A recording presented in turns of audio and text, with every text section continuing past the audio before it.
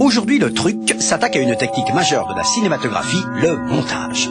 Son principe de base est extrêmement simple. Le montage consiste à assembler les meilleures scènes captées lors du tournage et en choisir à chaque fois le début et la fin.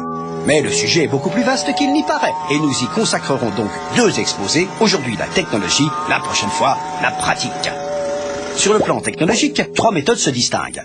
Le montage sur pellicule, le montage électronique linéaire et le montage électronique non linéaire, dit aussi montage virtuel. Le montage sur pellicule consiste à manipuler un tirage positif du matériel filmé, ce qu'on appelle les rushs. Cela peut représenter parfois plusieurs dizaines de kilomètres, et la première étape consiste donc à dérusher, c'est-à-dire à sélectionner les plans retenus pour le montage. Muni de ciseaux, d'une colleuse et de rubans adhésifs, le monteur se livre alors à un véritable travail de confection.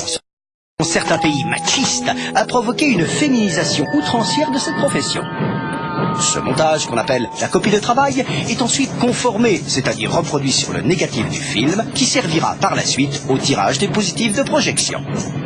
Avantage principal de cette méthode, la possibilité de visualiser à tout moment le résultat en projection. Principal désavantage, des manipulations fastidieuses, voire dangereuses.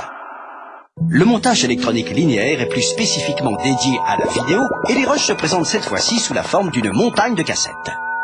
Il consiste à utiliser 2 magnétoscopes dont l'un est lecteur et l'autre enregistreur. Le montage se fait en copiant les plans du lecteur vers l'enregistreur grâce à un éditeur électronique qui télécommande les appareils et permet de sélectionner le début et la fin, le in et le out sur chacune des cassettes. L'inconvénient majeur de cette méthode réside dans la linéarité de ces copies successives. En effet, si l'on souhaite déplacer un plan préalablement monté, il faut de nouveau recopier ce plan et tous les plans qui lui succédaient. Il est impossible de découper la bande d'une cassette comme on peut le faire avec la pellicule. La technologie numérique a bien sûr révolutionné tout ça en permettant le montage non linéaire, dit aussi montage virtuel. Cette méthode nécessite d'abord la numérisation des rushs, c'est-à-dire leur transformation en données informatiques.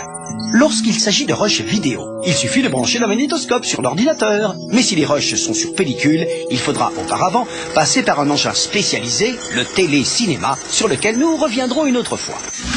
Les images et les sons sont donc maintenant stockés sur un ordinateur et les kilomètres de rush n'envahissent plus la salle de montage. Leur manipulation ne nécessite plus qu'une souris avec laquelle il est difficile de se blesser et un logiciel qui permet de couper et d'assembler virtuellement le film avec une rapidité terrifiante. On y retrouve toute la souplesse du montage sur pellicule, déplacements, suppressions, etc., sans les travaux manuels. Avantage du montage virtuel, manipulation numérique à gogo. Mais le visionnage ne se fait plus que sur un téléviseur. Quant à la conformation, elle peut se faire en vidéo directement depuis l'ordinateur. Pour une conformation sur pellicule, le logiciel délivre gracieusement une liste de montage qui guidera ciseaux et colleuses. On récapitule.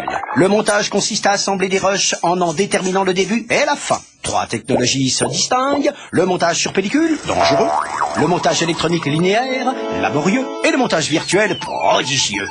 À bientôt pour un nouveau truc.